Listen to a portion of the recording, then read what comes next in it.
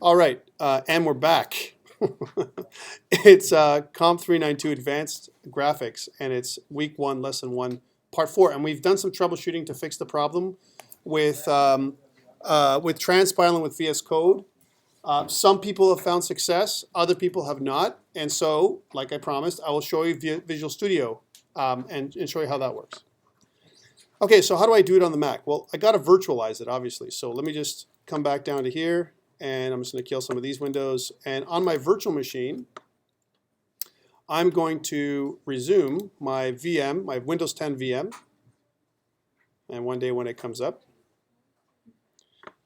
So this is another way to do it. If you have, you can also create a VM of your own. You can use VirtualBox. VMware is available to all students at Centennial, right? VMware workstation for both Windows and Mac VMware Fusion, right? And if you want to create a clean environment for yourself and not mess any other courses up, this is another option. Create an environment, create your own VM, right? And what it does is it creates a version of Windows within your Windows, if you don't understand anything about VMs, right? So here's my VM. It's Windows 10 that's running inside my Mac, right? I love errors. Yeah! That's amazing. You know what? The most amazing thing is when I have errors, right? When I have errors, I applaud because there's always just extra work for me to do. It makes me happy, right? It means that just like Stephen, you know, the VM is testing me. The world is testing me, and I have to ramp up, eh? Of course, it never fails at home, right? It always fails here. It always fails here. Yeah. So let's just what we're going to do is I'm going to shut this down.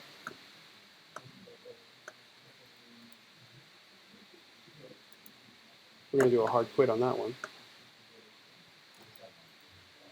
Is it done yet? Yeah, it is. And I will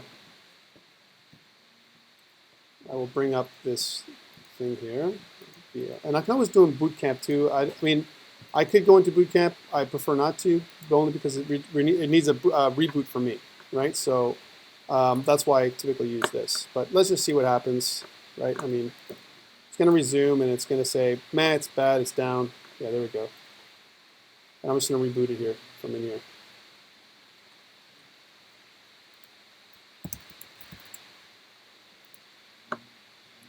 Continue. And we'll power it off and power it back on. There we go. Sometimes it needs a reboot. It's okay. It's a virtual machine. Oh, yeah. Ha ha ha. I don't have enough disk space to run this thing right now. But that's okay, because we're going to make it run anyway, right? Great thing is I'm running on an SSD, so it shouldn't be so long, right? Anyways, when you get into Windows, right, you pull up your Visual Studio, and if you pull up Visual Studio for the first time and you go to Tools, Extensions and Updates, you'll see that up inside there, there'll be an update for TypeScript. If you search for TypeScript, you can search for an update for TypeScript, and when you install TypeScript, you can install version 1.5. Now you need, in order for you to update your version of TypeScript, you need at least Visual Studio with update 5. So if you have Visual Studio with update 4 or lower, and you can check that by going to, when you launch Visual Studio, you can go to About, Window, About, Visual Studio, and under the About, it'll tell you what version you have installed, update 3, 2, 1, whatever it is, right? And if you have update less than 4 even, 4 would be minimally required, right? Then you're in trouble. You need to upgrade your Visual Studio to update 4 or 5 at the minimum, right? 5 is the latest version, and it works cross-platform. It needs to reboot again. Sure, let's reboot. You know what? And that's how it'll work. Worst case scenario. By the way, if this fails the second time, I'll pause the video and then we'll go into boot camp and I'll run it through. I'll run it native. Either way, we'll get it working. But I love problems. Problems are a test, right? We learn the most from our problems. So let's just see what happens there. Right. So don't panic. If you're developers, right? By the way, we should never feel panicked about our stuff not working as developers, right? We should sit there and feel confident that it's going to come up again, right? So if you're feeling panicked at some point, if you lost your stuff, right, don't worry, because I've got mine all backed up. Worst case scenario. And it's just trying to reboot.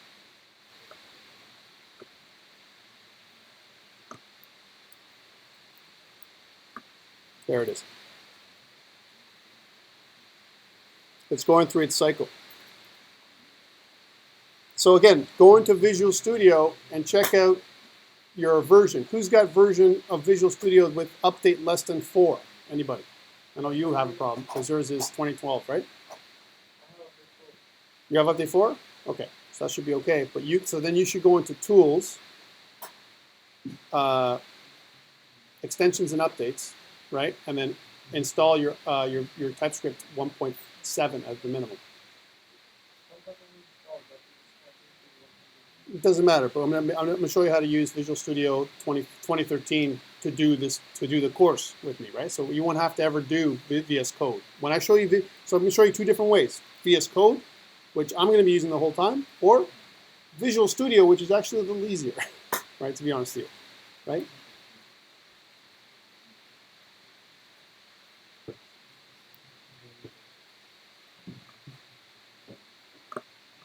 Okay.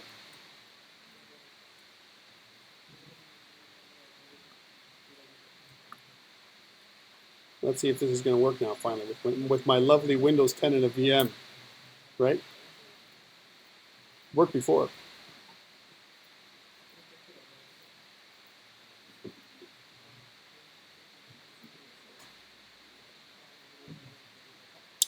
The hell is these updates? Updates! Completing the updates that we're going to work on. Yay, okay, let's get in there. Let's get in there.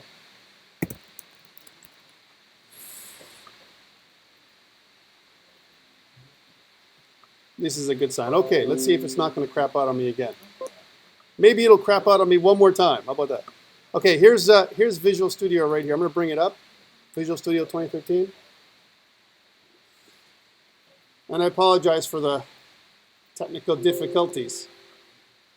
No, we're not going to do that right now.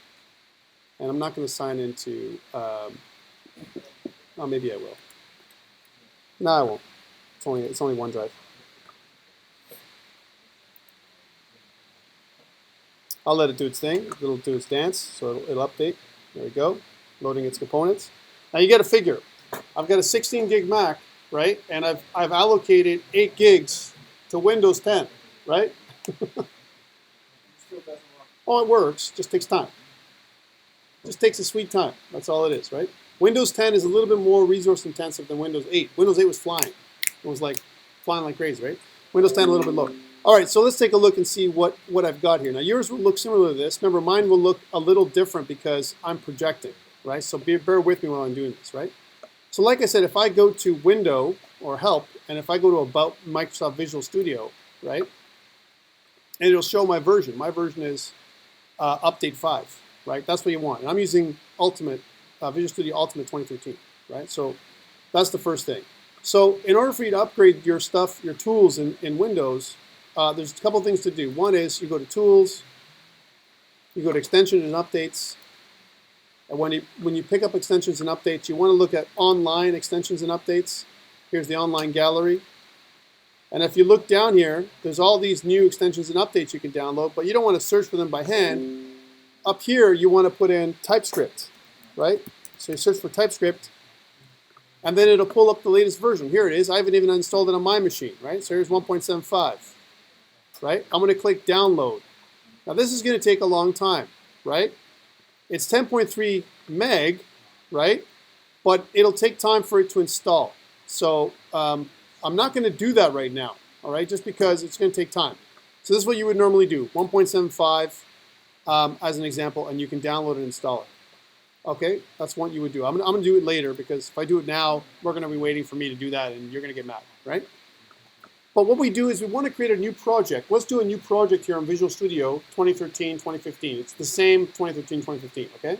I'm going to create new project. Follow me here. If you want to use Visual Studio instead of Visual Studio Visual Studio Code.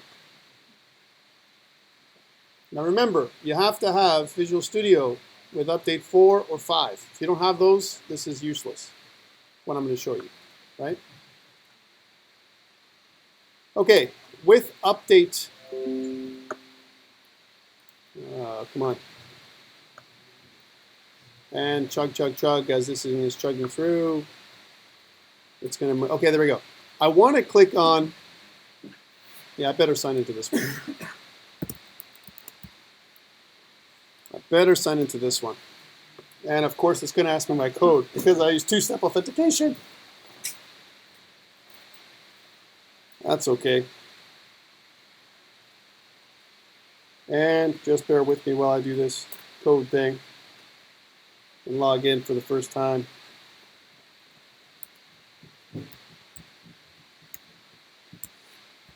Okay. Even when I do that, it doesn't matter. It'll still ask me.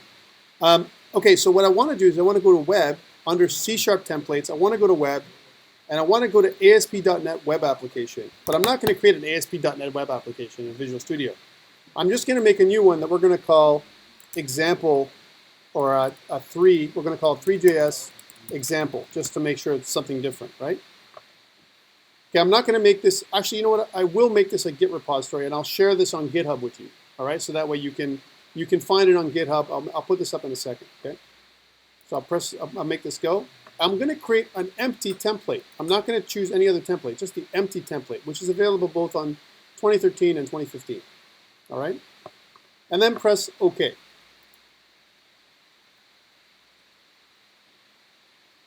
It's going to take a moment to figure this out. Now, if you've got everything installed with Visual Studio, and if it's running properly with version 5 or version 4, right? And by the way, one thing to help you with Visual Studio is you can go to Visual Studio VS Web Essentials. If you look for that, there's a bit of a download for those people who like to do web development with Visual Studio, right? vswebessentials.com. It's a free extension you can download. If I click on download, it's going to take me to the latest version for 2015 or 2013, right? Here it is. If I click download for 2013, it's going to take me to another link that's going to show me that you need version update 4 or update 5. You need Visual Studio Web Essentials at least for your machine. So that's another thing you need, VS Web Essentials. Again, a bit of update. If you notice, it includes TypeScript, Zen coding, minification, CoffeeScript, and a bunch of other really cool things that you can use for Visual Studio 2015 or 2013. And they're all free. Everything is free here, right? Again, it's being recorded, so if you can't remember, don't worry. But you need VS Web Essentials as well to give you a little bit of extra code hinting. Okay, cool.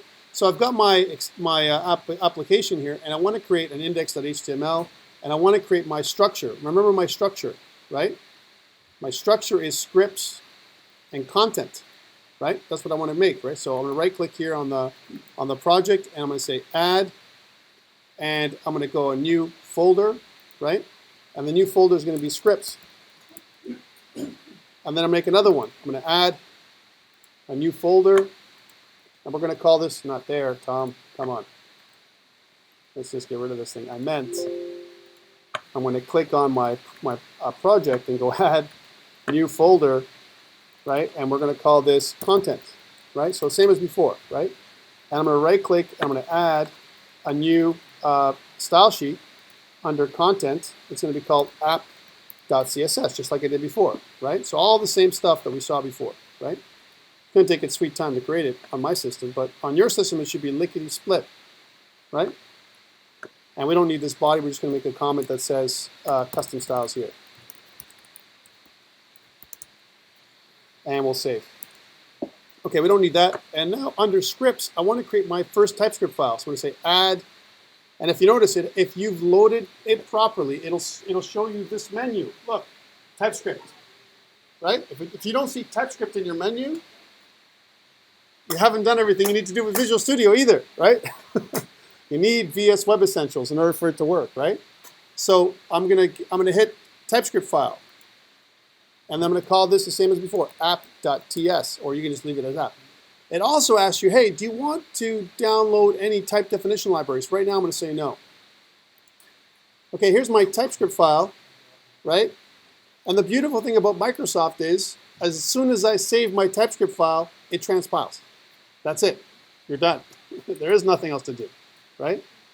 So if I go to, I create a function, and I call this function init, just like we did before, and it returns void, which doesn't return anything, in other words. And inside my function init, I have a console log that says application started, right? There it is. Once I save, right, on TypeScript, I have it transpiles into JavaScript right away, right? It transpiles. Now, if you don't have this fat toolbar here, this fat scroll bar, you can right-click on the scroll bar anywhere and click on scroll bar options, and you can actually choose a map for my scroll bar, and I've just chosen medium size for my tooltip scroll bar, if you want to look like me, right? That's why it looks a little fat like that. Okay, cool. So you may not see it. You don't see it. I don't see my JavaScript over here, but you won't, because Visual Studio hides all their extra files. So if you want to see all the files that comes with Visual Studio, if I open this up and if I click Show All Files, notice how it's got my app.js file right here. But I don't have a source map, which is not cool, right? Okay, so that's one. And now I've got to connect it to my index.html, right? I don't have an index.html, but I'm going to create one. So I'm going to right-click on my project, and I'm going to add a new index.html, right? So here it is, the HTML page that I'm going to call index. And when I do that, it gives me a bit of a stub, right? A little bit of a, you know, what I'll do is I'll unpin this window so you have more room to see, right? Here's my index.html. And what I want to do here is I want to take away my HTML where it says all this stuff, right? And all I want to say is lang is equal to English. That's what I want to have here in my HTML tag, right? And in my head tag, for those people who remember, I need a meta tag. And in my meta tag, or if I type meta, here, I'll show you, if I just type this way, meta, I need a character set as UTF-8, because we're going to use UTF-8 as a character set. And we're also going to have another meta tag, by the way, I can grab this from somewhere else, where my name is equal to viewport, and my content is equal to width is equal to device with initial scale 1, which is great for mobile, right? So those are the two meta tags. I'm just going to scroll down there so I can, I'll make this a little smaller so you can see it. But those are the two meta tags that you need, right, inside your file, right? And then some kind of title for the index, so maybe like something like 3JS demo, right? And then on the bottom, I need to connect my TypeScript file that I made, right? Well, how do I do that? I could certainly code it by hand. Script source is equal to scripts app.js, right? Or in Visual Studio, this is where I like Visual Studio a lot more in some ways. You can drag and drop your scripts, your TS file, and I'll hide it, the JS. I can drag and drop my TS file right into my body tag like this, and it does the path for me and converts it to a JS, which is kind of cool, right? All right, so if I save this, I can run this file right now. The only thing I need to do is in the body, I can say onload, call the init function. That's all I need to say here, right? And once I've saved everything, I can run it in a little task runner here in Chrome. So if I run it here, it'll run its little IIS server in the background, and it'll run it in Chrome in a second. Here it is. And you won't see anything because what's happening, right? What's happening is it's running in the background. So if I right-click here and if I go inspect, right, on the console, we should see application started, which is what I want. Don't worry about this. If I refresh the screen, it'll go away. Application started, which is what I want. So this worked, right? So TypeScript compiled into JavaScript, and it worked, and it sent this message, application started, to the desktop. Now, if you notice, the steps involved with Visual Studio when you get it going are less in this example. However, there's some other cases where Visual Studio takes a little bit more to get going, and that's why I'm using VS Code. I'm going to do both when we do stuff, right? So when I do stuff in VS Code, and if you're a Visual Studio user, it'll work the same way. You'll just have to use Visual Studio, and you'll do it this way. Okay, so there's no transpiling by pressing a Control-Shift-B.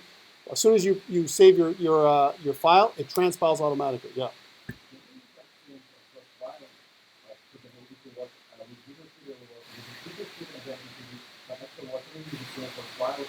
Yes and no. Like for example, my file that I put up online, you'd have to really cut and paste it into that folder structure, right? Like you have to drag and drop it. If you, for example, I have my 3JS boilerplate, right?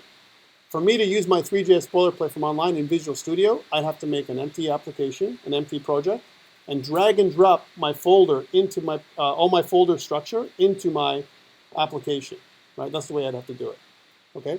But I'm going to make one for you right now. So let's see what happens. And actually, we'll make a 3JS boilerplate for Visual Studio next week because it takes a little bit of time to make, right?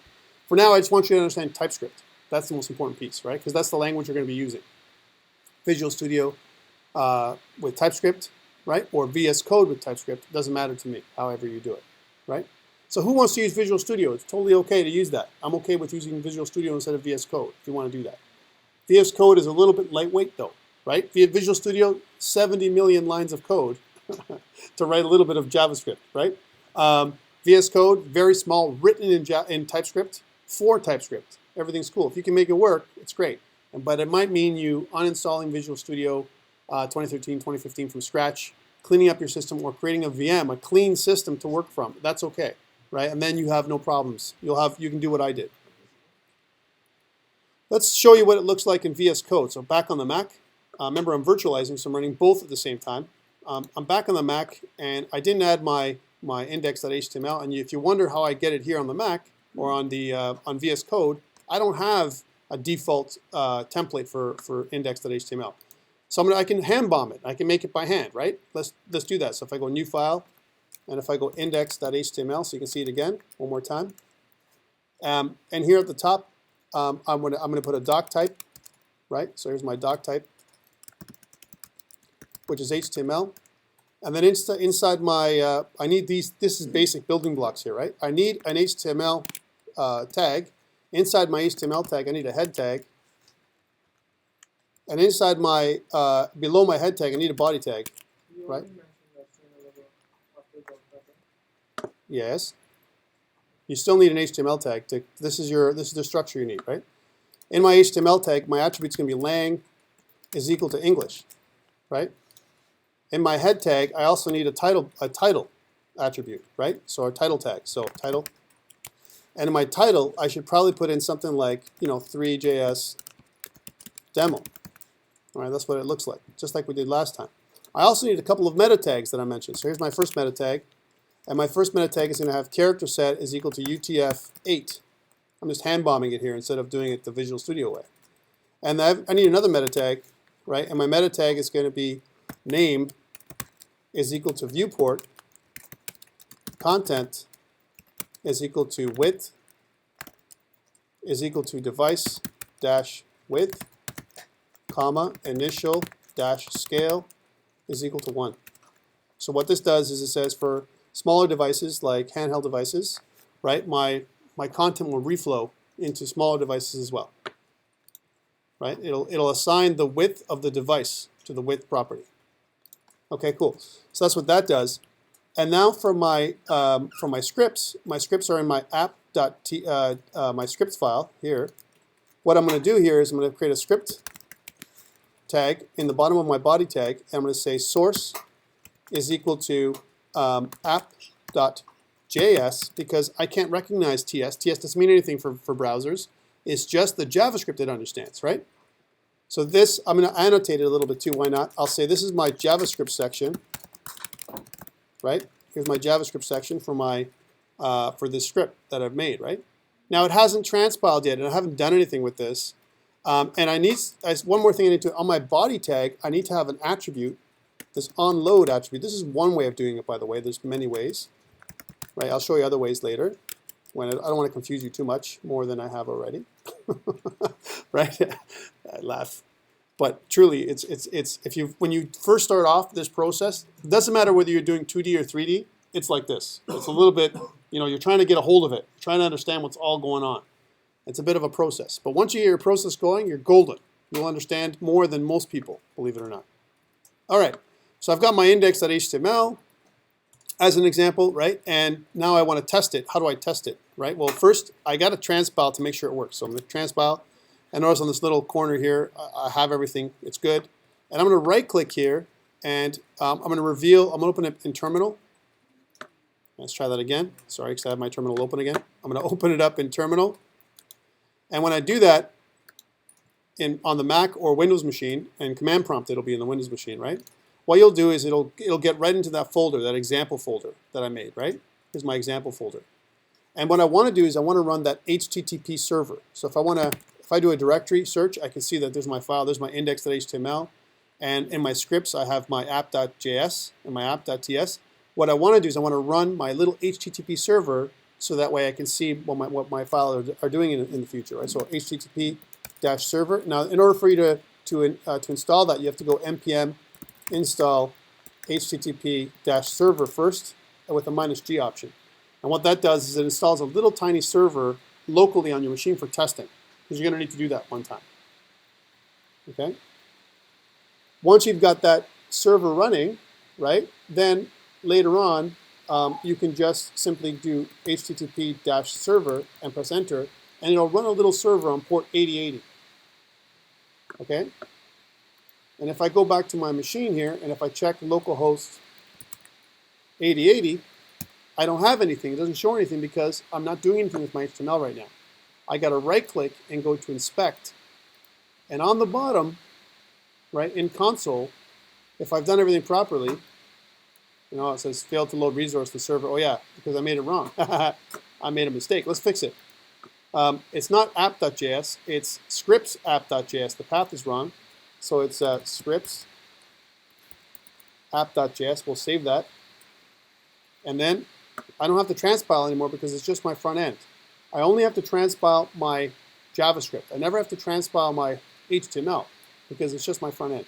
And let's take a look at this and refresh. And now if you notice, app started is where we're at. So you can see that I can do it both ways, with TypeScript in Visual Studio or TypeScript with VS Code, whatever you decide to do. And by the way, there's support for TypeScript with brackets, with Dreamweaver, with your favorite editors out there, right? If you like to use Atom or some other editor, there's support for it there. The only thing I don't think they have support for TypeScript with Notepad++, if you're a Notepad++ person for some reason, right? But it does everything here. So this is how we have to get this going. If we can't get TypeScript going, then you're kind of SOL, right? You're in trouble, is what I'm saying, right? I'm not going to explain what SOL is here on YouTube, but you're in trouble because you can't do what I'm doing, and I don't want that. I want you guys to be able to follow along, but there's two ways to do that. So let's do a couple things. I'm going to put up a couple of repositories right now on GitHub. So you have both the Visual Studio repository and you have my local VS Code repository for what I just did. All right. So in VS Code, in order for me to set up a repository, it's quite easy actually. On the left, you notice there's a GitHub link, right? Here's my Git link. And if you have GitHub installed locally on your system, right, which means you've downloaded and installed GitHub or the desktop GitHub tool, right, then you should have access to GitHub. And again, like I said last day, where to get that, I'm going to go into another tab here. If you want the desktop tool, you have to go to desktop.github.com, where you can download the desktop version, a UI for GitHub, right? That's one place to get it. Or if I want to download, let me escape from that. If I want to download GitHub by itself, I can just put download GitHub, right? And if I download GitHub, oh, sorry, let's try that again. Download Git is what I meant. I want to go to git.scm.com downloads, and you can download a standalone version of Git for your machine, for Windows or Mac or whatever it is. All right, so that's another way to do it. So there's two ways to get Git. But once you have Git and it's installed, then when I go back to VS Code, I can initialize a Git repository right here, right? So click Git repository, and I need to put a commit. And think about a commit as the name of your snapshot. All right, I want to create a snapshot for my files, capture the state of the files the way they are right now, and I want to save that snapshot up online somewhere, right? That's what Git's all about, right? But I got to name my first snapshot, and the typical name, best practices, is initial commit or first commit. Those are the two you can use. So let's use initial commit. You don't have to. You can make it whatever you want, right? But it should be something like this if you want to stick to convention. And then I'm going to click this checkbox, right? click the checkbox. And now all my changes have been accepted. So those are the 7 changes, notice, right? Now, I can't do anything from here because I need to configure it locally a little bit. So I'm going to get out of this little server that I've got running in. And I want to create my repository online first. How do I do that? So I'm going to go to my GitHub. Yeah. Control-C. Thank you for that. If I go to GitHub Online, I'm just going to open up another tab here. So here's GitHub. And I want to make a new repository, right? Now remember, I have a couple of repositories that I have online already. I'm going to just choose Centennial College here, right? And then I'm going to make this thing called, we'll call this 3JS demo. We haven't really finished it yet. It's really an example of TypeScript more than anything else. But we'll make this for VS Code. So we'll have 2, one for VS Code, one for Visual Studio, right? So this is VS Codes, and I'll create the repository. That's how easy it is to make a repository online. You've got your repo online, right? Okay, now I need to connect it locally. And the way to do that, and on the command line, which we'd have to do here, you grab this line here where it says git remote add origin, and you paste it inside your command prompt or your terminal, right? And then you get the next line, which is git push -u origin master, and you do that. Git push -u origin master. Now it's all the commands are right here when you create your repository. If you just follow this, you're good to go. All right, so I've done that. It pushes it up, and when I go back up to Git and I refresh, all my files now, you can get my files. Go to Centennial College 3JS demo-VS Code, and you'll see what I have. And you can download the zip and try it for yourself. Okay, so that's where that is. Now, how about Visual Studio? How do you do it on that? That's a little bit more tricky. All right, continue. Oh. It says my virtual machine has run out of disk space. No. Okay, we'll suspend. And then I'll go back out to it. You know why? Because I've been taxing it. Anyways, on Visual Studio, it's very similar. But we're going to pause for a break before I do this, right? And I'm going to show you one more time because I'm going to go into Basecamp or Bootcamp and do it from there, okay? With my with a native machine, so you can see it. So let's pause for a bit of a break, 5 minutes, and I'll get in there and do that, all right? So I'm going to kind of come up to here, and we'll stop the broadcast, and we'll come back after the break.